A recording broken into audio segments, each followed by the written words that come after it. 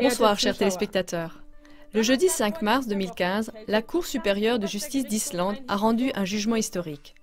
4 directeurs de banque ont été condamnés à des peines de détention de 4 à 5 ans et demi, et ceci en raison de manipulations frauduleuses du marché et de malhonnêteté.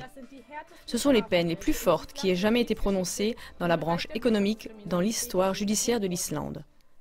Pour cette raison, le procès qui porte le numéro de dossier 145-2014 est historique et exceptionnel parce que des directeurs de banque ont dû se justifier personnellement pour des escroqueries qu'ils avaient eux-mêmes ordonnées et avec lesquelles ils ont lésé des créanciers, des investisseurs, des épargnants et aussi le gouvernement.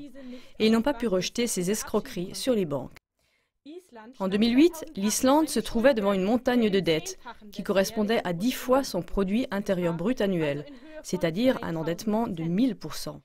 À titre de comparaison, la Grèce, déjà chancelante, a actuellement une dette nationale de 175% du produit intérieur brut annuel.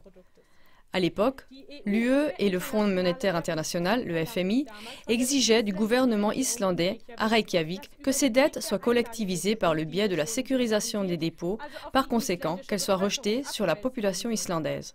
C'est par pur désespoir que Reykjavik a réagi contre.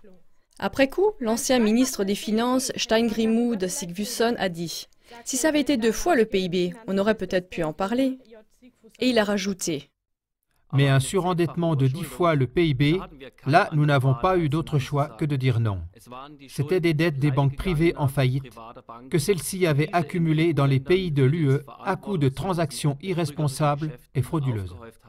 Et ces instituts bancaires devaient aussi payer pour cela ou alors être mis en faillite. » Le gouvernement islandais n'avait absolument aucune autre possibilité à l'époque, car le peuple islandais lui-même a tout fait pour que ce soit ainsi. Après l'effondrement en 2008, la population était descendue dans la rue.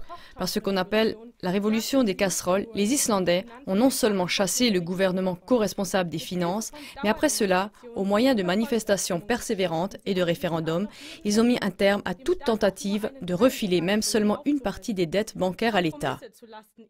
On a rapidement arrêté les compromis qui pesaient sur l'Islande par un non massif au référendum, un non de 94%.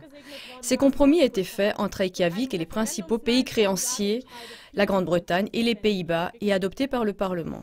Il n'y a rien eu à faire non plus lorsque la Grande-Bretagne a même eu recours à sa législation antiterroriste pour mettre l'Islande sur le même plan qu'Al-Qaïda et pour faire geler toutes les valeurs actives du pays. Ceci a plutôt attisé la volonté de résistance en Islande. Ils ne se sont pas laissés intimider par ceux qui prédisaient que le pays deviendrait la Corée du Nord ou le Cuba des pays du Nord.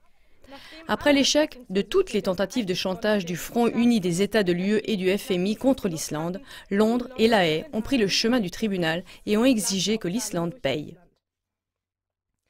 Mais à cause des lacunes dans la direction des banques de l'UE, la responsabilité de l'État islandais a été dégagée sans recours par la Cour de justice de la zone européenne de libre-échange en 2013. On peut dire que l'Islande détient le record mondial de la remise de dettes, dit Lars Christiansen, analyste directeur de la Danske Bank à Copenhague. Le professeur d'économie Mathias Sion l'approuve. Si d'autres pays sont amenés à refuser des dettes, ils pourraient apprendre une leçon de la crise en Islande. Le succès des réponses non orthodoxes à la crise. Après coup, même le FMI semble voir les choses de la même façon. Quelle ironie! Il est vrai que lors de la première année chaotique après la crise, l'Islande a bénéficié d'un crédit du FMI de 10 milliards de dollars pour qu'elle ne sombre pas dans la faillite. Mais Reykjavik a fait minutieusement attention aux conditions attachées au crédit qu'elle acceptait. Le système d'aide sociale y a certainement laissé des plumes, mais l'essentiel est resté intact. On a refusé l'exigence du FMI d'une coupe à blanc sociale radicale. En ce qui concerne la justice sociale, nous figurons encore tout en haut sur l'échelle internationale. A pu déclarer le Premier ministre Jóhanna Sigurðardóttir en faisant le bilan de l'année 2013. En un temps record, l'Islande est passée d'un exemple supposé dissuasif, à savoir qu'il ne faut pas provoquer des marchés financiers et les établissements bancaires et qu'il ne faut pas laisser les banques faire faillite, en un exemple positif maintes fois relevé. Lorsque l'agence de notification Fitch a relevé la solvabilité de l'Islande en 2012, elle l'a justifié explicitement avec ces mots. Le succès des réponses non orthodoxes à la crise. Alors qu'en 2009, le déficit était de moins 7%, 3 ans plus tard, il n'était plus que d'environ moins 3%, si bien qu'on s'est retrouvé au même niveau que la zone de l'Europe. La couronne islandaise s'est stabilisée de nouveau, alors qu'elle était 25 à 30% en dessous de l'euro et du dollar avant la crise. Le taux de chômage n'est que de 4% et l'inflation n'est plus d'actualité. Cela nous montre une chose. Il faut que les peuples sortent du credo du chantage des banques et du FMI, qui veulent empêcher un effacement des dettes au profit des banques et qui préfèrent les collectiviser et les rejeter sur la population. L'Islande nous l'a démontré en laissant courir à la faillite les banques privées soi-disant importantes pour le système. La vie continue encore, et même avec plus de succès que si on saigne un pays à blanc pour satisfaire l'avidité des créanciers. Bravo l'Islande! Nous vous remercions pour votre attention et nous vous souhaitons une excellente soirée.